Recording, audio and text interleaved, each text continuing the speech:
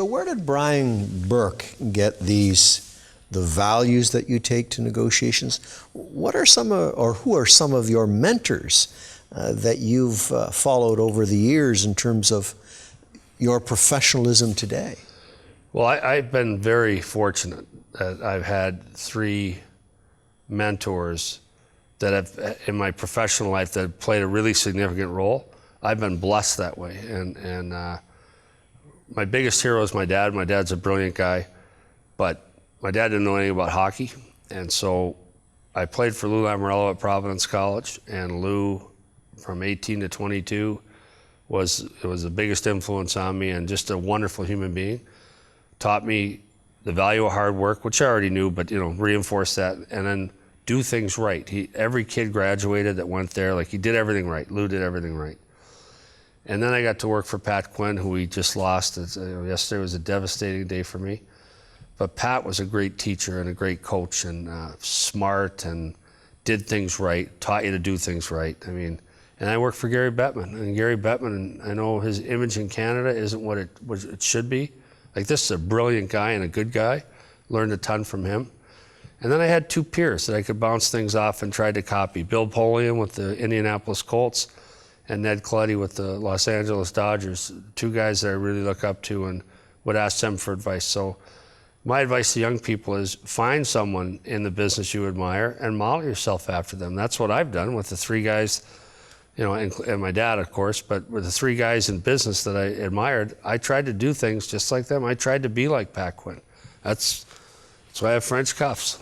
First day I worked for Pat Quinn in 1987, I had button down, just regular button cuffs, and he had French cuffs, and I asked him, and he said, well, these are a lot more elegant than what you have on. So that's all I wear now. Tell me about your dad. My dad grew up, just a Depression-era kid, and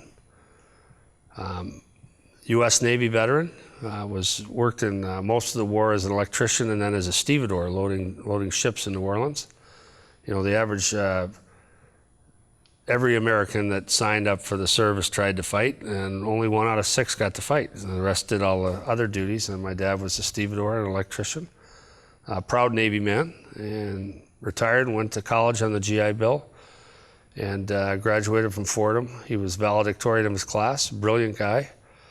Met my mom. I had 10 kids. I'm one of 10 kids, and moved all over. My dad kept getting promoted, and he's 87 years old now, and I guess he just turned 88, I guess, and plays tennis 4 days a week in Florida. We lost my mom last March, which was sad, but a brilliant guy, and avid reader. We're all great readers in my family. 9 college degrees and 5 graduate degrees.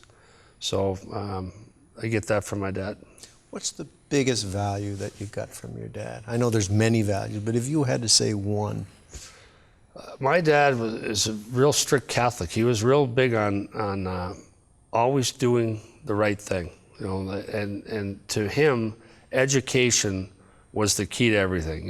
It's like I try and teach my own children. Like, if you're sitting home on a rainy day and you have the right book, you can travel the universe, you can time travel, you go back and meet historical figures, you can put yourself in the time of the pyramids. And my dad taught us that education was the number 1 thing after doing things right, having a moral compass.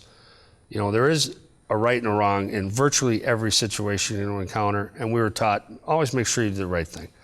But second, just below that, was education.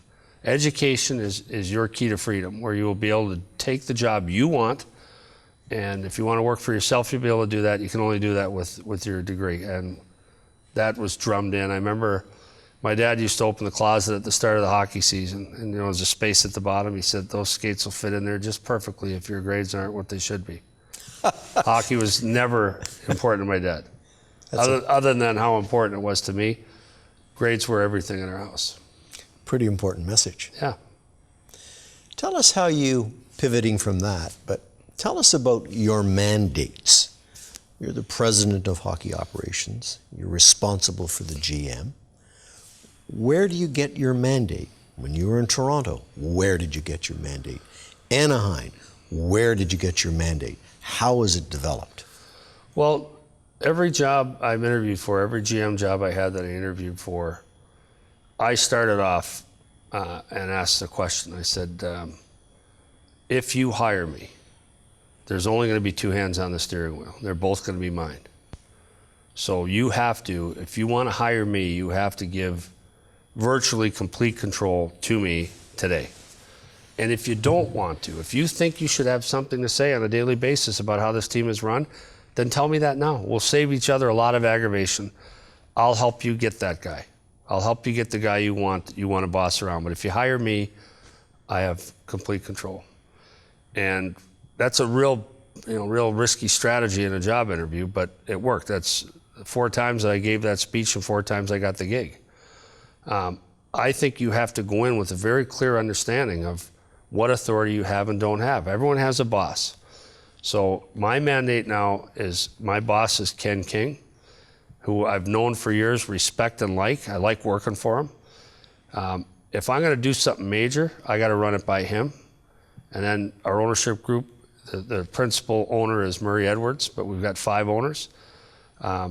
He would run it by Murray if it were big enough or whatever. But on day-to-day stuff, basically, I've got the final say. Brad's the GM. So I get my instructions from Ken. Our instructions are to have a parade. They want to win. They want to do it with my 3 pillars involved, which, I have. When I became a GM in Hartford in '92, I thought, well, I was 37 years old, I think. And I was like, okay, am I just going to do this like everyone else, or am I going to have a vision? And I thought, well, I got a blank canvas. I'm going to paint this canvas my way. So I have 3 pillars. One is, my teams are going to be fun to watch. They're going to be entertaining. I'm not interested in boring hockey. We're in the entertainment business. 2, I'm going to run it like a business, whether the team's making money or losing money, because you can get fans and sponsors to believe in you and buy in if they think their money's being spent sensibly. And 3 is community service. My teams will do more in the community, and I will do more in the community than any other team in pro sports. And I've kept those same 3 pillars, and I've lived up to them in every city I've been. I've made a difference. I've made our players make a difference. Now that being said, my mandates from Ken are, we want to be fair, like Murray and the ownership group are fair people. They want to be fair with players. They want to win, but they want to do it right. No cheating, no bending of the rules. We play it by the book. And they want community involvement. That's part of our DNA in Calgary, more so than any place I've ever worked. So those are my mandates: to win, do it right, do it honestly, and give back to the community. All 5 of our owners are great, altruistic, philanthropic people. How would you develop your mandate when you were a general manager? Well, a general manager to me is, okay, what I would go and say to my boss, like in Anaheim, my boss was Mike Schulman. I go and say, I really felt it was important that the farm team be competitive as well as the big club. And so, in Toronto, if you look, the Marlies had not had much success, but they did when I was there the last couple of years. We played in 14 playoff rounds in 3 years in Anaheim, including 7 with the farm team. So both our teams were competitive. That's number one. And that means you got to spend a little more money and staff up and do things right. Our farm team right now in Adirondack has won 10 of its last 11 games. The coach in there was hired by Brad. The player decisions by Brad Treliving, by the GM. But I think that's important. I think your players can learn to win and lose before you get them up top.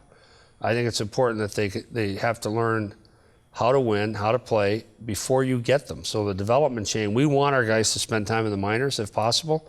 That's got to be valuable time when they're there. So that would be what I go to ownership and say, okay, we need to spend a little more money on the farm team. I want to win there too. We need to have a top young coach. We had Kevin Deneen in Portland, had Dallas Eakins in Toronto. These guys are top coaches. And we tried to win and tried to come up with a competitive winning environment for these players even before they got to the big club. Did you find yourself in a situation in terms of the mandate where you would have to take direction or input from the ownership? It just wasn't all Brian's way. Yeah, pretty much it was. Pretty much your way. Yeah. You would give the goalposts in terms of what was going to be done and where you're going to do it. Yeah, and when I came to Toronto, one of the reasons I was attracted to coming here was because of Richard Petty. Richard Petty is a great leader and a great boss, and I go to him and say, here's the things we're thinking of doing, Here's the financial impact if we, on the salary cap or whatever. So I had a boss, a guy to report to and tell him what I was doing, but it was more, here's what we're going to do, and Richard would make sure ownership was aware of what was happening. So, and we didn't win as quickly as we would have liked here, and that cost me my job, but I think all the building blocks were put in place to have a competitive team for a number of years. So I guess you would advise people that are in the professional sports world that they've got to be pretty comprehensive in terms of developing their mandate and taking it to ownership to have it approved or not approved. Yeah, your owner should never be surprised. The ownership confers some privileges, and one of them is that they shouldn't be surprised. You shouldn't call and say, oh, by the way, I just traded for a guy and it just moved the bottom line $2 million. You got to tell them this is what you're thinking of doing. The good owners let you go. They say, okay, if you think that's what we need to do, great. But you can't surprise them. They own the team. They're entitled to know what's going on and to say no in certain cases. So I've had owners say no to me over the years for sound reasons, and I never threw a hissy fit and quit over that. It was like, okay, that's the owner. And I've been fortunate. I work for some really good owners too. Tell us about your tenure with the National Hockey League as the Executive Vice President of Hockey Operations. What was that all about? My job, I was like one of the first guys that Gary Bettman hired. He hired Jeff Pash, who was a year ahead of me at Harvard Law School. I knew Jeff a little bit. And Steve Solomon, I would have been like the third guy, senior guy that he hired, I guess. And I had only met Gary a couple times before that, and I was really impressed with him. So when he offered me the job, I said yes. He said, I need a 5-year commitment from you. He said, I do not want this job to be a parking lot for out-of-work GMs. I said, okay, am I getting a 5-year contract? He said, no, you have to make a 5-year commitment. I'm only giving you 3 years. So we did all my contracts, I think we did on a scrap of paper at either Gary's desk or mine. He's very fair. He's really bright, really a good guy to have a beer with, good guy to. And so I said to him, in the job, I said, I'm a hard hockey guy. Like, I like the game played physically. If I have one concern about where our game's going, it's that we're going to somehow lose our roots here, where this game was always meant to be difficult and hard to play. And I don't think we have, but that's my one fear. And I said to Gary, I said, I'm a hard hockey guy. That means we want the game played hard. We want guys right on the edge.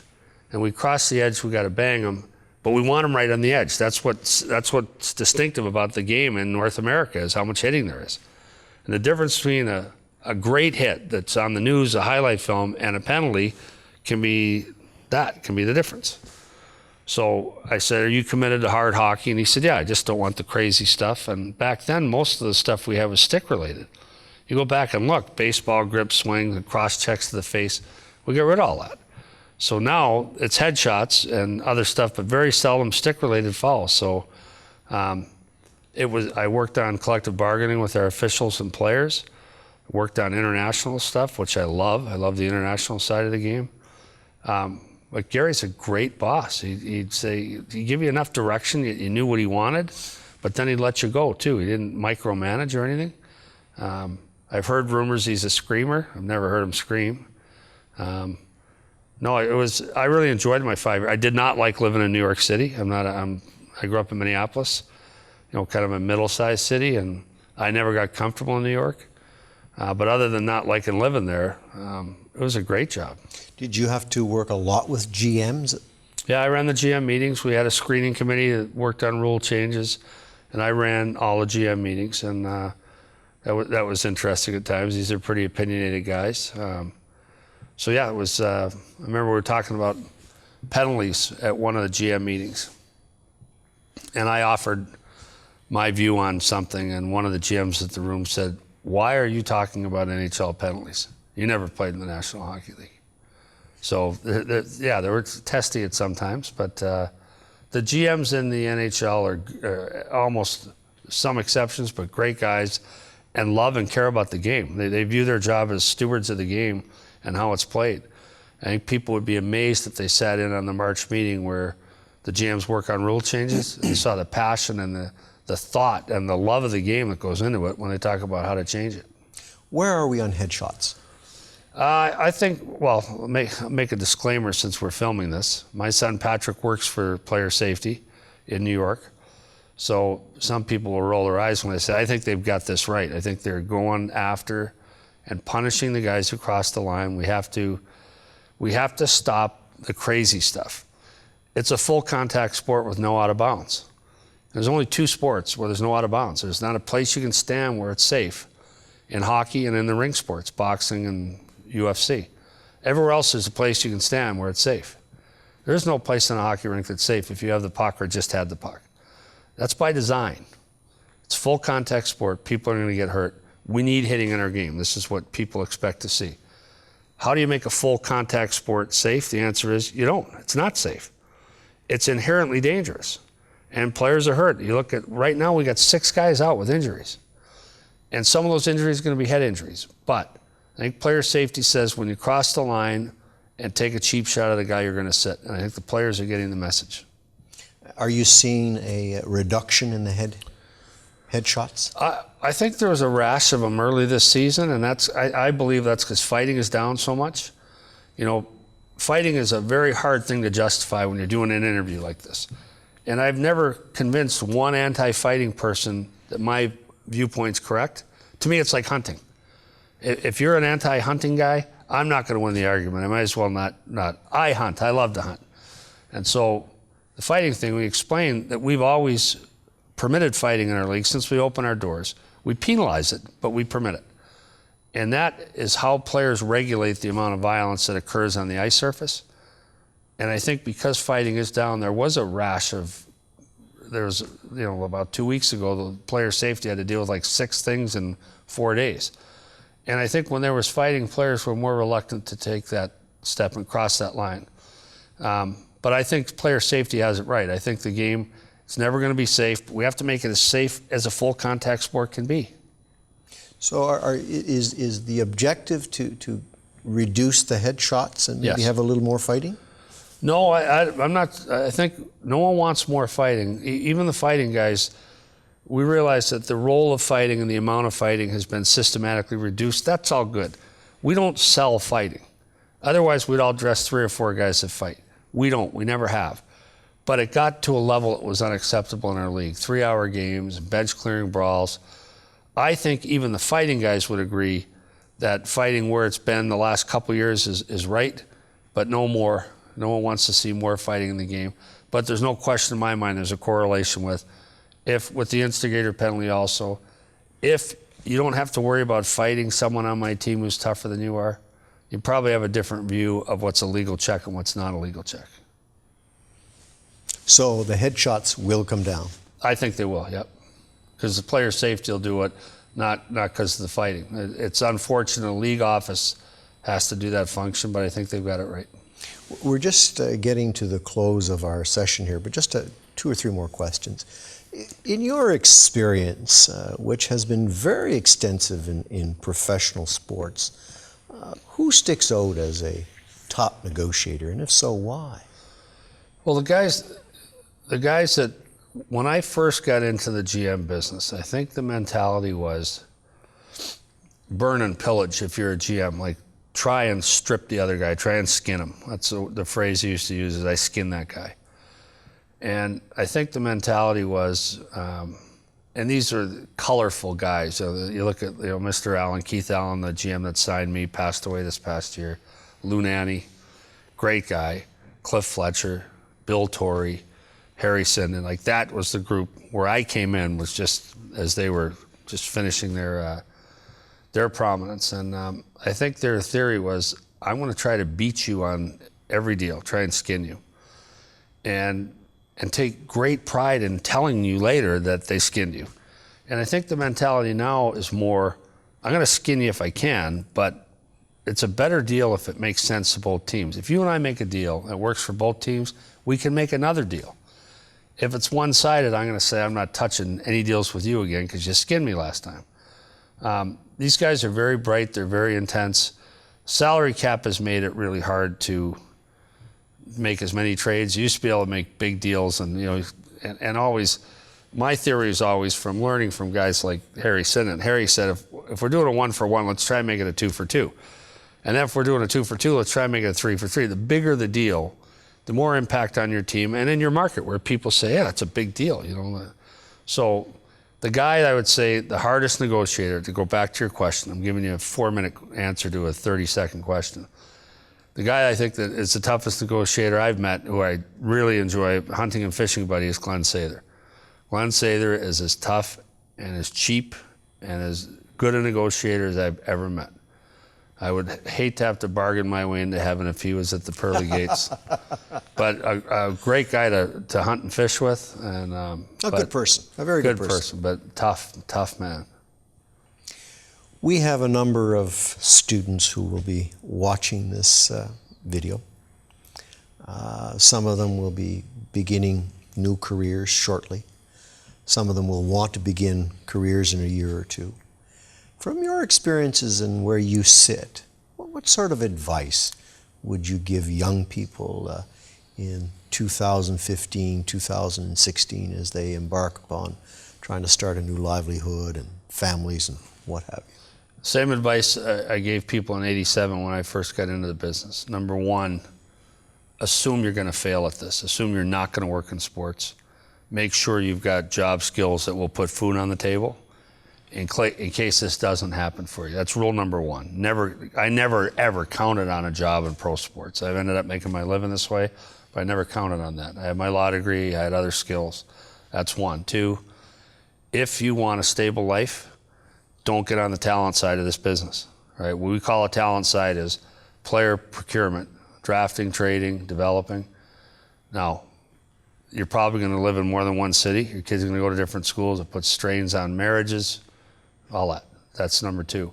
But each team has a huge business component where the jobs are more stable and interesting.